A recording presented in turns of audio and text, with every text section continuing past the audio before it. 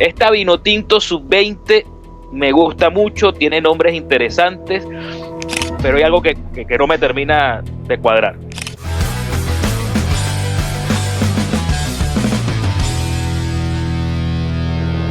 Conexión Goleadora es presentado por Atlético de Madrid, Academia Venezuela. Hola, ¿qué tal amigos? ¿Cómo están? Bienvenidos a otra edición, a otro episodio de Conexión Goleadora. Esta oportunidad vamos a analizar la convocatoria ya oficializada por Ricardo Baliño para asumir el Sudamericano Sub-20 que se va a realizar acá en Venezuela.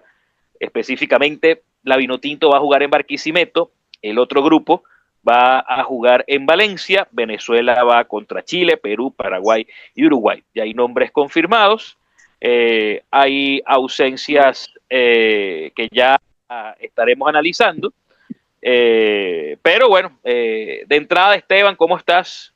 Bienvenido a tu casa, a Conexión Goleadora. ¿Qué te llama la atención de esta convocatoria ya con los 23 futbolistas confirmados? Gracias, saludos Alfredo, saludos a todos los que nos están viendo y bueno, evidentemente propio que resalta el de Kervin Tuti Andrade, ya habiendo entrado habitualmente en los últimos llamados de la selección nacional, habiendo formado parte, por ejemplo, del grupo que estuvo en la Copa América. Pero luego hay un tema con esta selección sub-20, viendo los nombres y haciéndome eco aquí de unas palabras de Baliño, es una selección que va a necesitar manejo de pelota. Y decimos, ¿por qué va a necesitar manejo de pelota? Sus mediocampistas son tipos pequeños en general, no hay mediocampistas de gran envergadura, ¿no? Física, hablando de tamaño, digámoslo así, ¿no? Tal vez claro. Uno de los mediocampistas que más envergadura física puede ser es Nicola Profeta, y tampoco, digamos, es un tipo demasiado grande, ¿no? Entonces creo que es una selección que va a tener que tratar de imponer condiciones desde la pelota. Ojo, sí hay envergadura física, por ejemplo, en la delantera con un tipo como Alejandro Zicharo Jr., por ejemplo. Pero creo que esa característica de mediocampistas con un buen toque es la principal característica que tiene esta selección. Así es. Mira, bueno, hay cosas que me ilusionan, los nombres, hay nombres muy buenos. Romero. Se hizo, sí, aparte de Tuti Andrade, Profeta, Sequera, Sebastián Castillo, o sea, son jugadores que hay que ver. Pero hay algo que no me cuadra y después de repasar por encima la convocatoria, línea por línea, como acostumbramos a hacer, les explico por qué. Hay otra cosa interesante y en líneas generales de esta convocatoria, que eso puede ser, para no salirnos del tema, un punto de reflexión en otro video más adelante, sobre todo porque ahora con la ley de 8 importados que pueden tener los equipos de la Liga Fútbol más 6 en cancha, o sea, el que se baje la mula con 6 importados va a tener solo 5 criollos en cancha, y de esos 5 criollos, ¿quiénes van a ser juveniles? De más atrás, en 2022, por una idea loca de Peckerman, y digo loca porque no está mal el concepto, en Argentina funciona, pero era una idea loca porque no se adaptaba a la realidad económica y geográfica del país. De hecho, casi arruina algunos equipos el torneo de reservas y eliminar la ley del juvenil. Yo creo que esta selección es la primera hija de la abolición de la regla del juvenil. Y la primera característica que veo es que pocos partidos. Creo, sin temor a equivocarme, nos ayudarán los amigos que llevan muchas estadísticas y nos escribirán en los comentarios, pero creo que es la primera selección en la historia juvenil, porque meto también la sub-17, en la que la mayoría de los convocados no son de la Liga Fútbol. Ejemplo cercano, la Vinotinto de 2023, De 23, 17 eran del torneo local y con recorrido. En esta ocasión, 10 de 23, 13 están militando en divisiones inferiores en su mayoría, en su gran mayoría del fútbol extranjero. De esos 10, solamente puedo decir que Samuel Aspajo, el arquero, y Sebastián Castillo pueden ser titulares en esta selección o van a ser titulares en esta selección y son los únicos que tienen buena cantidad de partidos en primera división. Una cantidad importante, de 25 hacia arriba. Entonces esto creo que es algo que hay que llamar a consideración, porque los otros 8 nombres del torneo local, jugadores de Táchira, jugadores de Caracas, jugadores de Monagas, etcétera, etcétera, no han sido regulares. No han sido regulares en sus equipos. Entonces, creo que esto para más adelante nos puede llevar a la reflexión, porque también quitando a Tuti Andrade y algunos turnos al bate, diciéndolo en criollo, de Tamayo, de Lijan Romero, los que traen los criollos que vienen de afuera, tampoco es que son regulares en el fútbol profesional. Entonces, esto es una característica. Entonces, empecemos, mi querido Esteban. Perdón, una pequeña acotación. Ojo también, cada vez está más marcado el tema de la diáspora y cada vez está más, o sea, digamos, eso iba a suceder, pero sí coincido contigo en que tipos, por ejemplo, como Miguel Vega, con una normal juvenil, tuviese muchísimos más partidos. Eso es lógico. Pero bueno, eso tiene sus pros y sus contras que no vamos a meternos acá para no alargar esto demasiado. Sí, aunque la regla se abolió en 2022, todavía como que queda el impulso de los equipos de todavía meter juveniles, lo hacían casi de hecho hasta en las mismas planillas de prensa, planillas juvenil, y en enero de 2023 Colochini malgastó, porque no tiene otra palabra, una serie de futbolistas que venían siendo regulares en su equipo. Pero bueno, vamos al punto, porque si no nos vamos a alargar mucho, pero yo creo que este es un debate que hay que traer a la mesa más adelante, sobre todo por la nueva norma de los importados. Entonces, en el arco está Vegas, está Fulco y Samuel Aspajo. En los partidos últimos contra Colombia, Samuel Aspajo fue el titular, creo que lo va a hacer, y es porque Samuel Aspajo ha tenido una muy buena actuación en el torneo local con Metropolitanos como portero titular, aprovechando aquel momento cuando el portero uruguayo Álvaro Villete se lesionó y lo hizo de muy buena manera y pudimos verlo actuar. Entonces, en cuanto a Fulco, ya tiene trayectoria en categorías inferiores, eso hay quien de seguridad, pero la jerarquía que necesita una selección juvenil desde la arquería hacia adelante, yo creo que en este momento solo te la puede dar Samuel Aspajo. Y la continuidad es muy importante para un portero. Coincidimos, Aspajo y bueno, y allí Fulco. Entre ellos dos está, pero yo apostaría por Aspajo también. Sí. En la línea defensiva hay nombres interesantes, como Javier Suárez. Interesante lo de Suárez. Fue al mismo mundial que fue Venezuela Sub-17 con México. Y jugó los 3 partidos, lateral derecho de Cruz Azul. Hay 2 futbolistas en esas condiciones. Él y el canadiense, Víctor Funk, que jugó con Canadá también en el Mundial Sub-17. Pues estuvo allí. Hay 2 jugadores en esa condición. Sí. Ambos son laterales derechos. Está Yainer Tamayo, Yando Riab, Alessandro Miliani, Luis Balbo. En el lateral derecho me gusta un poquito más Javier Suárez, experiencia mundialista, formación total en México y regular con la filial de Cruz Azul. A diferencia de Fun, que tengo entendido que no es tan regular en las juveniles del Inter de Miami, pero Fun ha trabajado más en módulos que Javier Suárez. Esto en el caso del lateral derecho.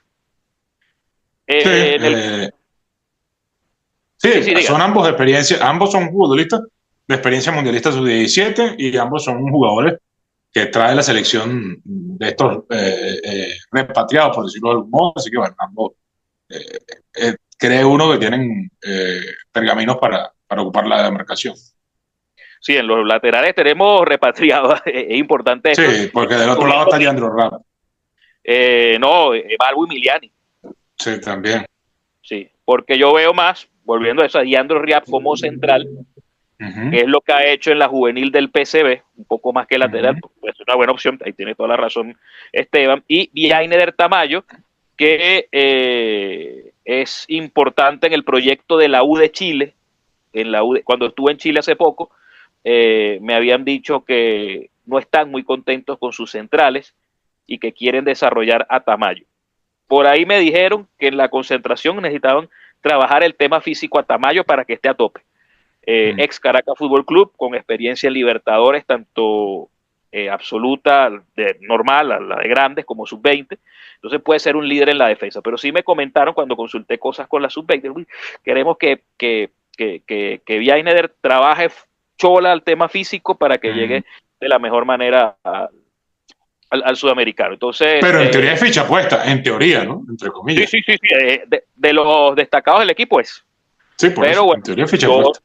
Yo reflejo lo que me hacen llegar. Ojalá, mira, ya esté fino el hombre y bueno, porque el jugador ese debería ser el líder de la defensa junto a Riap, que hasta alguna atmósfera de vino tinto absoluta ha tenido. O sea, es alguien que bueno, ha sido bastante tomado en cuenta por el universo Baliño Batista. Pareciera entonces Tamayo y Rap como centrales y Balbo tal vez por la izquierda. ¿Te gusta esa opción? Sí, en la izquierda estaría entre Balbo y Miliani, pero Balbo tiene cierta regularidad con la Primavera de Fiorentina. Y Balbo tuvo experiencia con inferiores de la selección de Portugal. Entonces ahí, bueno, ahí tiene una ventaja. Y tiene más trayectoria con el ciclo Baliño también. Es un futbolista que tiene más tiempo trabajando con Baliño. Exacto. Entonces, para mí, Suárez, aunque Fun, como te digo, ha trabajado mucho más con Baliño, para mí, Suárez, Tamayo, Riap, Balbo. Esa es una línea interesante en el fondo. Es una posibilidad, aunque sigo diciendo, Riap podría también, podría ocupar la demarcación de lateral. Sí. Nos vamos vamos a suponer que va 4-2-3-1. Vamos a la mitad de la cancha. Yo creo que esta pareja en teoría no debería tener ningún tipo de duda porque ya Profeta Sequera. Profeta Sequera, sí, Nicola Profeta, sí, no. Que de hecho ha trabajado con el Santos de Brasil en los juveniles, Sequera en la filial del Filadelfia. Todavía les cuesta a ambos dar el salto al profesional, pero bueno, son volantes de primera línea que dan muchas garantías, como tú lo dijiste también. Miguel Vegas de Caracas, con experiencia en primera división, también pudiera aportar en esa zona, le daría cierta profundidad. Sí, pero pareciera que ellos dos son, si estamos hablando de dos jugadores y si estamos hablando de ese doble pivote, creo que, porque además se complementan bien, o por lo menos se han complementado bien en su desarrollo con la Vinotinto, con las categorías inferiores de la Vinotinto, ¿no? Ese dúo entre Profeta y Sequera, ¿no? Profeta además ha demostró liderazgo, ¿no? A pesar de todo el tema que se hablaba, después de todo el ruido que generó esa falta de decisión definitiva entre Colombia y Venezuela, que además es normal, ¿eh? Además es normal. Para mí ese tipo de cosas a veces se les da demasiada... Se chauviniza mucho ese debate y no vale la pena chauvinizar, ¿no? No tiene sentido, pero el Profeta, después de todo eso, demostró liderazgo con la selección, además ha estado en concentraciones, recordémoslo, con la selección absoluta. Fue uno de los futbolistas que empezó a entrar en llamados de la selección absoluta el año pasado. Sí, sí, de hecho a mí es uno de los que más me encanta su tema de personalidad, de liderazgo, de mira, vamos a echarle, me perdona la palabra, echarle bola hasta el final. Es alguien que tiene el fuego competitivo a toda lustre, entonces es alguien que debe estar cuidado y porta la cinta de capitán. Nos paramos aquí, Esteban, porque las grandes ausencias para mí son en la zona, sí, son en la zona ofensiva. Por ejemplo, el logo de Agostino, otro repatriado, no hizo el equipo. Juan Arango Jr. en diciembre, creo que los primeros días de diciembre, tuvo una lesión y Baliño, en el canal de Fernando Petrocelli, le mandamos un abrazo, Ruta Vinotinto, declaró que le iba a esperar hasta el último instante y no entró. Entonces no, seguramente no tuvo, por la lesión no tuvo el permiso. David Martínez, que inexplicablemente, esto es algo que no entiendo, el club le negó el permiso, siendo este jugador, la MLS todavía le falta un trecho para comenzar, este jugador que puede ser perfectamente revalorizado con un buen sudamericano y que seguramente iba a brillar porque es un jugador que tiene hasta minutos con la absoluta. Entonces lo de David Martínez es algo que no entiendo la decisión dirigencial de Los Ángeles Fútbol Club, porque está a plenitud de condiciones. Y otra ausencia que viene del Mundial Sub-17, que nos encantó por su personalidad, por su origen, por ser alguien que se hizo viral con ese video que antes era colector de autobús y terminó siendo el de Junior Colina, que quizás no continuó o sea, lo hizo por pico, no fue tan regular después de ese Mundial con Rayo Zuliano, aparecía, o sea, no fue una figura rutilante, pero está por irse al fútbol portugués y eso, bueno, impidió que formara parte de la convocatoria. Estas 4 ausencias para mí son las más importantes: Colina, Arango Junior, David Martínez y Lolo de Agostini. Sí, sin duda. La de David Martínez, hay algo que no sabemos allí porque realmente es complicado explicar esa decisión. Tal vez, no sé, si hubiese algún tema físico que no haya sido reportado, que quieran hacer algún trabajo en lo físico en particular con él, por eso.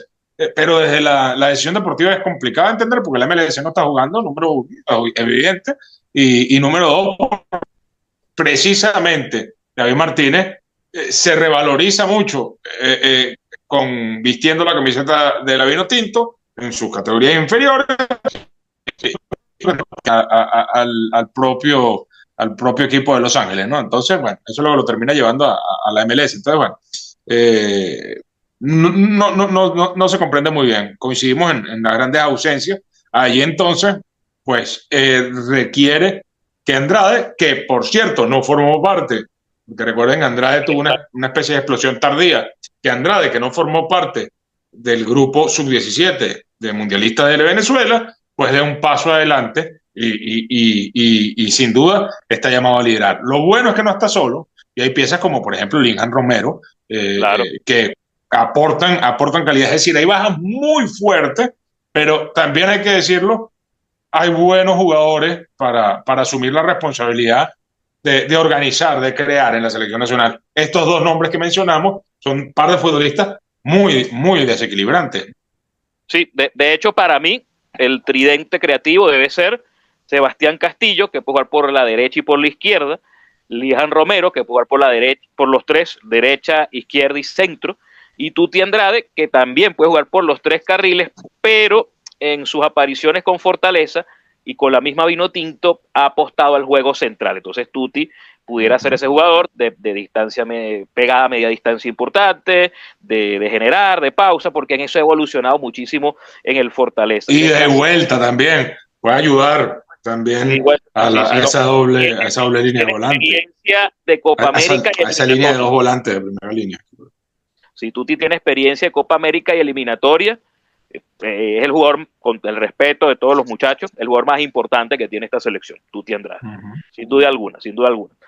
Desgraciadamente no tuvo tanta acción hacia el final del Brasileirao, y bueno, supongo que la decisión de Fortaleza de liberarlo es, bueno, mira, contamos contigo, eres uno de estos proyectos juveniles principales, la afición te quiere mucho, y bueno, vamos al sudamericano para que te revalorices, que hagas reforma, no importa si llegas tarde al torneo estadual, preferimos que estés allá para que, bueno, puedas seguir evolucionando. Entonces, Tuti Andrade, para nosotros la figura, yo lo pondría Lijan Romero, izquierda, Tuti Andrade por el centro y Sebastián Castillo por la derecha. Ese sería mi Coincidimos y para meterle el pie al acelerador, porque ahí hay consenso, Sichero arriba, ¿no? Para marcar los goles que su padre trataba de evitar.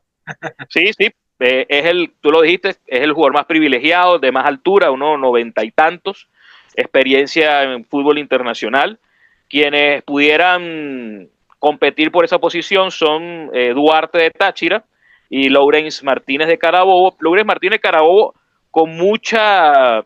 en Carabobo le tienen muchísima fe, ha tenido experiencia en primera división, lo ven con buen concepto, pero este año esperaban que fuera su año de explosión y una lesión lo afectó durante la temporada, una lesión importante, si la memoria no me falla, de rodilla. Entonces, por ahí, bueno, ojalá en estos módulos se haya podido recuperar. En un instante va a llegar Pablo García Escorihuela para analizar a los rivales, pero primero suscríbanse, activen la campanita y dejen su comentario. ¿Qué es lo que antes de que, vamos a darle la entrada a Pablo para que también escuche lo que dije al principio? ¿Qué es lo que me preocupa de este equipo? Cuando repasamos el 11 que coincidimos Esteban y yo: Samuel Aspajo en el arco, Javier Suárez, Tamayo, Riap y Balbo, 4 defensas en la defensa, Nicola Profeta y Giovanni Sequera en la recuperación, Sebastián Castillo, Tuti Andrade, Lejan Romero y Alejandro Sichero en el ataque. Pablo ya está con nosotros y antes de analizar los rivales, Chile, Perú, Paraguay, Uruguay, que lo vamos a hacer contigo, yo decía en el arranque, en el inicio del video, que hay algo que me preocupa de esta selección, y es que si bien ha tenido una preparación extraordinaria y desde hace tiempo, una vez terminó su 17 ya se pensaba en el sub-20, ha jugado con Japón, México, Chile, Paraguay, Colombia, etcétera. De verdad que no podemos quejarnos de la preparación. En el 2024 los resultados han sido todos o casi todos negativos. No le ganó a Colombia, no le ganó a Paraguay, le ha costado mucho el triunfo. ¿Y qué también me preocupa de esto? Que este 11 que le acabamos de mencionar, creo que jamás se juntó, porque si faltaba fulano, estaba Mengano, Tuti Andrade prácticamente no apareció en los módulos porque estaba con la absoluta. Hubo jugadores que sí, ya voy, no puedo, sí puedo. O sea, Baliño nunca tuvo un núcleo duro de trabajo. Y yo creo que eso nos hace volver a ese dato que les doy, que de 23 jugadores, la mitad está fuera. De 23, 13 están en las inferiores de otros equipos y 10 del torneo local. Pues sabemos que los equipos aquí en Venezuela más bien, no, llévate a mi muchacho para que le des roce. Entonces, unos cuantos jugadores del patio hicieron el módulo sub-20 y no están, ¿no? Entonces, eso es lo que me preocupa. Por ahí hay una opinión muy respetable también, que dice que esta selección no jugó partidos antes del torneo. Sí y no. Sí jugó una buena cantidad de partidos y con buenos rivales. Lo que pasa es que cuando llegue el torneo nos acostumbramos a una batería de partidos cercanos para que el equipo agarre el ritmo y solamente están los dos con Colombia. Eso es una decisión técnica. O sea, están los dos con Colombia. Usualmente es una batería de 4 o 5 partidos así antes del torneo, que sepamos ante selecciones, porque contra Caracas estos días jugó y perdió 3-1 aparte. Que volvemos a eso de los resultados. O sea, eso creo que es un tema interesante y que me preocupa, Pablito. Sí, exactamente, muchachos. ¿Cómo están? A ver, dos cosas, ¿no? La primera, justamente se acostumbró a que en algún momento llegaba ese stretch final entre diciembre y enero para que los equipos tuvieran esa preparación, me refiero a los equipos, los seleccionados sub-20, tuvieran esa preparación intensa, no solamente en concentración, que además recuerdan, había concentración durante las fechas de Navidad, de Año Nuevo y todo esto, sino que además había esa batería de partidos que hoy no está. Claro, decir que no hubo partidos amistosos tampoco, o sea, no. Es quizás hablar de una imprecisión total, porque estamos hablando de que con cada módulo de la mayor, es decir, con cada reunión de la mayor, hubo módulos de la sub-20 y se viajó bastante, y se fue a Japón y se fue a otros sitios. Lo que pasa es que, y como bien dices, Alfredo, este equipo nunca se juntó. Ojo, no es excusa tampoco. El grupo que tiene Venezuela hoy en día es el de los dos el más cómodo para poder trascender a la siguiente fase, y eso es insoslayable. Y aquí podemos empezar a encaminar un poco lo de los rivales, ¿no? Cuando tú Baliño dijo que no se subestima del todo, pero sin duda cuando revisas a los rivales del otro grupo tienes a 4 equipos que podrían estar perfectamente en el Mundial. Así y van a pasar claro, 3 nada más. Claro, es que a eso voy. Del otro lado están Argentina, Brasil, Ecuador y Colombia. Imagínate esos 4, de esos 4, uno va a quedar fuera. Ya claro. podemos Los 4 pueden ser perfectamente mundialistas. Podemos determinar después cualquiera quién de esos será el que se quede por fuera. Pero Ecuador esta vez es la selección con la individualidad más potente de todo el campeonato sudamericano. Claro, Kendry Páez. Exactamente. Y aparte después, el grupo que reunió Ecuador, no solamente Kendry Páez, sino además todo lo que le ha juntado alrededor, es extraordinario también. Para mí es candidato incluso a ganar el torneo, la selección ecuatoriana. De acuerdo. Pasando al grupo de Venezuela, si te pones a ver, Perú en crisis. Chemo del Solar, de hecho, se va después de que termine el torneo porque fue despedido como toda la plana mayor de Perú, que se va con Jorge Fossati. Vamos a aprovechar el tiempo y vamos por orden de enfrentamiento. Exacto. Chile tiene la relajación de ya estar clasificado al Mundial porque lo va a organizar. Ha perdido los partidos recientes de preparación, hay crisis económica en la Federación Chilena y nada más hay 2 jugadores para destacar: Willy Chachilly, que es un francés que fue repatriado por Chile, y el volante de U de Chile, Agustín Arce. Una selección que en tiempos recientes han sido muy débiles las selecciones juveniles de Chile. Y que en este momento también tienen problemas en ese ciclo de recambio juvenil. Tapia quizás es el más destacado, el resto poco, digamos, para resaltar, entendiendo de nuevo que este es un equipo que va a estar en el Mundial ya de por sí porque está clasificado, organiza el torneo, ¿no? Entonces ya por ahí tiene como un poco de relajación. Tiene un poco de relajación, más allá que debe llegar de la mejor manera, pero sí.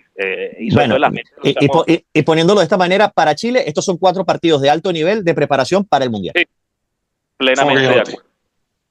Sí, mira, rapidito, Perú, como bien lo dice Pablo, desde la detención de Agustín Lozano, el presidente de la Federación Peruana, se ha vuelto caótica. Chemo del Solar va a asumir esta directriz y se va después del sudamericano. En los últimos 3 sudamericanos sub-20, Perú solo ganó un juego, dato no menor.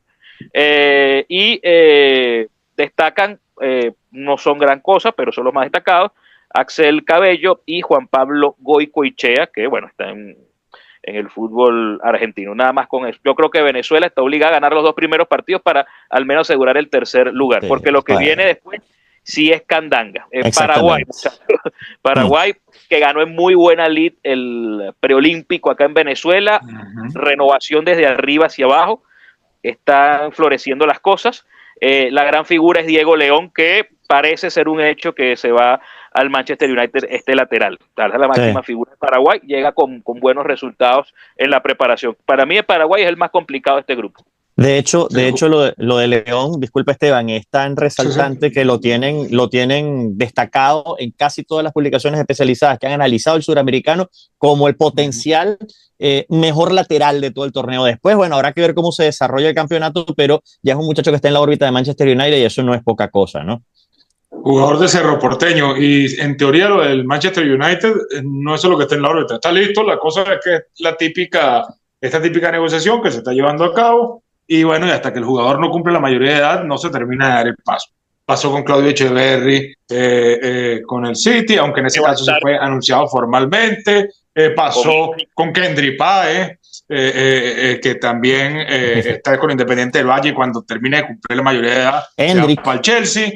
Pasó sí, por eso te digo, es una fórmula, es un jugador tan bueno que aplicaron pues esa fórmula para reservarlo una vez. Pues, por lo que uno lee, muy interesante jugador este lateral del Cerro Porteño, por lo que uno lee. Sí. Y para cerrar, Uruguay, que es la actual campeona de la categoría, campeona mundial, que tuvo una generación extraordinaria, que le ganó aquella final a Italia, pero obviamente esta es otra camada. Claro. Saltamos a Renzo Machado, Alfonso Montero, hijo de el famoso Montero, está haciendo bien la Juventus. Sí, Central Montero, como papá. Sí. Si pega como el papá, hay que reforzar esa canillera. Pregúntenle a Carlos Maldonado, por cierto. Y Mauro Salazar. Esos 3 nombres son destacados en Uruguay. Y bueno, tiene un muy buen director técnico como el señor Coito, que le ha dado muchísimas alegrías a Uruguay. Lo interesante con Uruguay, ya quizás no es tan rutilante como la campeona del mundo, pero no deja de ser peligrosa e interesante. Lo interesante con Uruguay, Alfredo, es la continuidad del proceso de Fabián Coito, que además viene a ser la continuidad del proceso de Oscar Washington Tabárez, que en el fondo venía de aquella época, salió en algún momento, entrenó a la selección de Honduras, regresó otra vez a Uruguay, ya como técnico de categorías menores con Marcelo Bielsa, y bueno, creo que de las mejores movidas que hizo Bielsa fue justamente reincorporar a Coito dentro de todo este proceso para cimentar las bases, ¿no? Y este equipo que hoy en día, como bien decías, es campeón mundial de la mano del propio Coito, que además llegó para justamente trabajar y entrenar la Copa del Mundo, y ahora tiene esta camada interesante de futbolistas que pudieran ser candidatos, ¿no? Sin duda, incluso a ganar el torneo por lo sólido que se ven en todas sus líneas. Quizás es el rival más difícil que va a tener Venezuela en esta fase de grupos, incluyendo también lo de Paraguay, pero Uruguay realmente se ve muy, muy complicado para poderle ganar. De nuevo, Venezuela tiene que ganar sus dos primeros partidos. A partir de ahí ya puede jugar con el resto del margen, ¿no? Y ver si sale primera, segunda o tercera. Sí, sobre todo porque, exacto, de 5 clasifican 3 a un hexagonal que se viene a Caracas. Y bueno, nos gustaría tener acá la selección, y como es anfitriona y tiene un grupo interesante, pues avance de grupo, que me parece una obligación. Sí. Es el mínimo exigible, lo decíamos. El mínimo exigible es la clasificación. Por lo que es Perú y Chile, es lo mínimo exigible, exacto. Y estás en casa. Ya y después, has tenido una preparación larga. Y es un grupo que ha venido concentrándose con la absoluta, lo que ustedes decían, es un grupo que viene trabajando hace mucho tiempo. No clasificar no estaría consono con el trabajo que se ha venido realizando. Y que si después ves la columna vertebral del equipo, digo, el centro del equipo, Gianrio Reap sigue en el equipo desde el Mundial Sub-17. Nicolás Profeta, que si bien no jugó con Venezuela, igual estuvo con Colombia, pero entró inmediatamente y jugó el Mundial, está también, Giovanni Sequeira está también, y luego arriba Alejandro Sichero. Es decir, tiene futbolistas como para armar esa cadena, y luego los que están por los costados, pues bueno, tú puedes ir trabajando con ellos, y bueno, teniendo al Tuti Andrade además a este extraordinario jugador, te brinda un plus que habría sido un super plus teniendo a David Martínez, pero lamentablemente el LAFC se opuso a la participación, no solo de él, sino de varios futbolistas que estaban en el ojo de varias selecciones de Sudamérica y que no pudieron entrar. Ojo que no es solamente... Eso es interesante como línea, ha pasado con varios equipos de la MLS que no permitieron la participación de sus juveniles suramericanos en el torneo sub-20, porque coincide con el inicio del MLS prácticamente. Sí, pero bueno. Hay tribunas de tribunas, ¿no? Llegarían justo, según el cálculo mío, porque pero bueno, creo que beneficiaría más tener a los jugadores en por ejemplo, el caso de David Martínez, que es lo que nos atañe. ¿Usted qué cree? ¿Usted cree que la Vinotinto va a lograr la clasificación? ¿Cree que tiene para ir al Mundial de Chile? Bueno, déjenlo en los comentarios. Pablo García Escorihuela, con su valioso aporte, está en los estudios CNN en Miami en este momento. Esteban Rojas y Alfredo Coroní, le agradecemos sus tiempos, no olvide suscribirse, y bueno, a lo largo del torneo vamos a generar contenido para todas nuestras plataformas. Chao, chao.